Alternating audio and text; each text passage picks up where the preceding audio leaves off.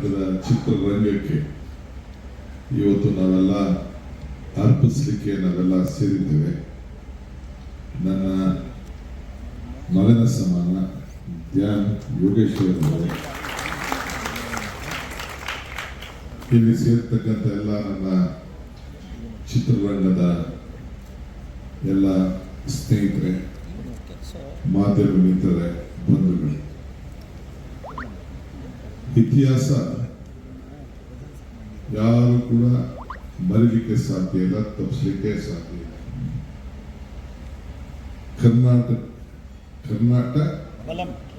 ಕರ್ನಾಟಕ ಬಲ ಚಿತ್ರವನ್ನ ಇವತ್ತು ನಾವು ಬಿಡಿಸಲಿಕ್ಕೆ ನಮ್ಮ ಯೋಗೇಶ್ ಅವರು ಎಷ್ಟು ಟೈಮ್ ಅನ್ನ ಉಳಿಸ್ಕೊಂಡಿದ್ದಾರೆ ನನಗೆ ಗೊತ್ತಿಲ್ಲ. ಒಬ್ಬ ಶಾಸಕರಾದವ್ರಿಗೆ ಅದೇ ಜವಾಬ್ದಾರಿ ಇರ್ತದೆ. ಆದ್ರೂ ಕೂಡ ಮೊದಲಿಂದ ಸಾಧನೆ ಮಾಡಬೇಕು ಅಂತ ಹೇಳಿ ಸೈನಿಕ, ಈ ದೇಶದ ಒಬ್ಬ ರಕ್ಷಣೆ ಮಾಡುವಂತ ಒಬ್ಬ ಸೈನಿಕನ ಹೆಸರಿನಲ್ಲಿ ತಾನೇ ಪಾತ್ರವನ್ನು ಮಾಡಿ ಚಿತ್ರರಂಗದ ಅವರು ಹೆಜ್ಜೆಯನ್ನು ಇಟ್ಟರು.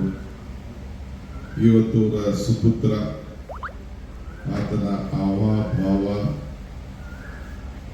ಶ್ರಮ, ಬಲ, ಜ್ಞಾನ ಎಲ್ಲ ನೋಡಿದ್ರೆ ಈ ಹೊಸ ಲೋಕಕ್ಕೆ, ಹೊಸ ಜನರೇಷನ್ಗೆ ಮತ್ತೆ ನಮ್ಮ ಇತಿಹಾಸವನ್ನ ನೆನಪು ಮಾಡುವಂತ ಒಂದು ದೊಡ್ಡ ಅವಕಾಶವನ್ನ ಯೋಗೇಶ್ ಪುತ್ರನ ಮುಖಾಂತರ ಈ ಒಂದು, ಈಗ ಸೈನಿಕ ಇದ್ದವನು ಈಗ ಮಹಾರಾಜ ಆಗಿದ್ದಾನೆ. ಅವರ ಮಗ ಧ್ಯಾನ್ ಯೋಗೇಶ್ ಅವರು ರಾಜನ ಪಾತ್ರದಲ್ಲಿ ಮಾಡ್ತಾ ಇದ್ದಾರೆ ಅಂತ ಹೇಳಿ ನನಗೆ ಕಿವಿಲಿ ಕೆಲವು ನನ್ನ ಸ್ನೇಹಿತರು ತಿಳಿಸಿದ್ರು.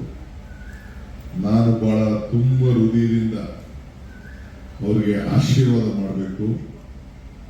ನಾನು ಎಲ್ಲೂ ಈ ಕ್ಲಾಪಿಂಗ್ ಎಲ್ಲ ಓದೋನಲ್ಲ. ನನಗೂ ಚಿತ್ರರಂಗಕ್ಕೂ ನಂಟಿದೇನೆಂದ್ರೆ ನಾನೊಬ್ಬ ಎಕ್ಸಿಬಿಟರ್ ಆಗಿದ್ದೇನೆ. ಈಗೂ ಎಕ್ಸಿಬಿಟರ್, ನಾನೇನಿಲ್ಲ ಅಂತ ಹೇಳುದಿಲ್ಲ. ಹಿಂದೇನೂ ಎಕ್ಸಿಬಿಟರ್ ಆಗಿದ್ದೆ, ಮತ್ತೆ ನಿಂತೋಗಿತ್ತು, ಈಗ ತಿರ್ಗಿ ಎಕ್ಸಿಬಿಟರ್ ಆಗಿದ್ದೀನಿ. ನಾನು ನಮ್ಮ ಚೇಂಬರ್ ಆಫ್ ಕಾಮರ್ಸ್, ನಮ್ಮ ಇವರೆಲ್ಲ ಇದ್ದಾರೆ ಫ್ರೆಂಡ್ಸ್ ಎಲ್ಲ ನಾವೆಲ್ಲ ಮೋಹನ್ ಇದ್ದಾರೆ ಎಲ್ಲ ಚೇಂಬರ್ ಆಫ್ ಕಾಮರ್ಸ್ ಅಲ್ಲಿ ನಾನು ಬೋರ್ಡ್ ಆಫ್ ಮ್ಯಾನೇಜ್ಮೆಂಟ್ ಅಲ್ಲಿ ಎಲೆಕ್ಷನ್ ನಿಂತ್ಕೊಂಡು ಗೆದ್ದಿದ್ದೆ. CVS ಶಾಸ್ತ್ರಿ, ನಂದಲಾಗ ತಂಡ, ಸಾರಾ ಗೋವಿಂದು ಅವರು ಉಪಾಧ್ಯಕ್ಷರಾಗಿದ್ದು ಎಲ್ಲ ಕೂಡ ನಾವೆಲ್ಲ ಆಗಿದ್ದು. So every empire as an history, every history and empire as an hero. ಆ ಹೀರೋ ಇವತ್ತು ಧ್ಯಾನ್ ಯೋಗೇಶ್ ಅವರು ಪಾತ್ರ ವಹಿಸಿದ್ದಾರೆ ಅಂತ ಹೇಳಿ ನಮಗೆ ಬಹಳ ಸಂತೋಷ ಆಗಿದೆ. ಇತಿಹಾಸ ಮತ್ತೊಂದು ಇತಿಹಾಸವನ್ನ ಸೃಷ್ಟಿಗೆ ಸಾಧ್ಯ ಇಲ್ಲ ಅಂತ ಹೇಳಿ ಬಾಬಾ ಸಾಹೇಬ್ ಅಂಬೇಡ್ಕರ್ ಅವರು ಹೇಳಿದ್ದಾರೆ. ಇಲ್ಲಿಂದ ಸೀದಾ ಹೋಗಿ ನಾನು, ಮಲ್ಲಿಕಾರ್ಜುನ ಖರ್ಗೆ ಸಾಹೇಬರು, ನಮ್ಮ ದೇವನಹಳ್ಳಿಯಲ್ಲಿ ನಾವೆಲ್ಲ ಹೋಗಿ ಅಂಬೇಡ್ಕರ್ ಅವರ ಪುತ್ಥಳಿಯನ್ನು ಕೂಡ ಉದ್ಘಾಟನೆ ಮಾಡುವಂತ ಕಾರ್ಯಕ್ರಮ ಇದೆ. ಈ ಮಧ್ಯದಲ್ಲಿ 5 ನಿಮಿಷ ಬಂದು ಹೋಗೋಣ ಅಂತ ಹೇಳಿ ಬಂದಿದ್ದೇವೆ. ನಾನು, ಸೋಮಣ್ಣವರು, ರವಿ, ಯೋಗೇಶ್ವರ್ ನಾವೆಲ್ಲ ಬೆಂಗಳೂರು ಜಿಲ್ಲೆಯವರು. ಈಗ ಬೆಂಗಳೂರು ಜಿಲ್ಲೆ ಅಂತ ಆಗಿದೆ. ಸೊ ನಾವು ರಾಜಧಾನಿ ಜಿಲ್ಲೆಯವರು.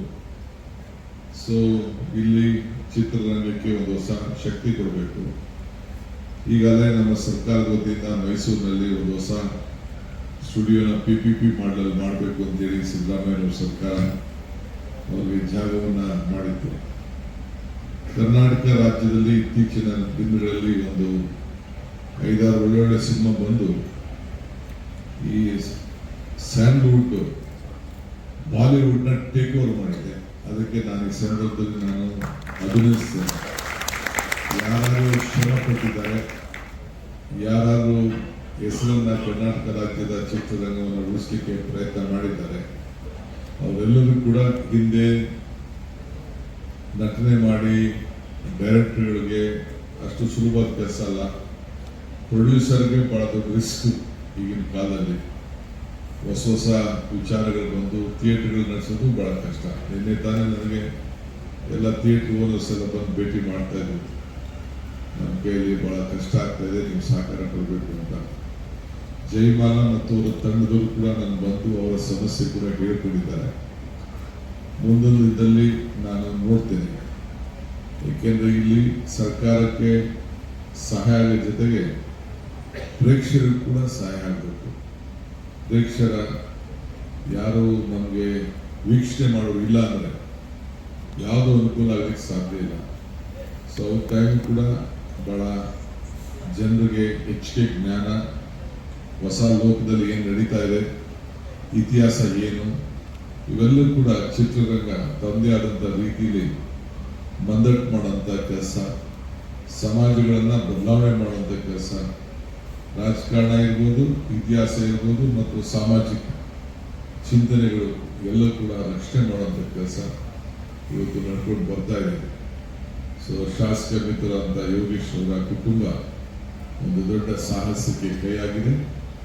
ನಾನು ಮತ್ತು ನನ್ನ ವೇದಿಕೆ ಇರುವಂಥ ಎಲ್ಲ ಶಾಸಕರು ಎಲ್ಲ ಸೇರಿ ತುಂಬ ಹೃದಯದಿಂದ ಆಶೀರ್ವಾದ ಮಾಡಲಿಕ್ಕೆ ಬಂದಿದ್ದೇವೆ. ಅವರಿಗೆ ಶುಭವಾಗಲಿ. ಎಲ್ಲಿ ಶ್ರಮ ಇದೆಯೋ ಅಲ್ಲಿ ಫಲ ಇದೆ.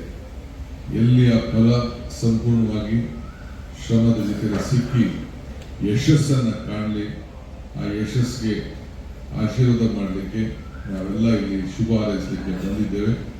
ನಿಮ್ಮೆಲ್ಲರೂ ಕೂಡ ಒಳ್ಳೆಯದಾಗಲಿ ಅಂತ ಹಾರೈಸಿ ಮುಂದಕ್ಕೆ 4 ಮಾತನ್ನು ಮುಗಿಸಿ ನಾನು ದೇವನಡಿಗೆ ಹೊರಡ್ತಾ ಇದ್ದೇನೆ. ಕ್ಷಮಿಸಬೇಕು. ಎಲ್ಲರಿಗೂ ನಮಸ್ಕಾರ.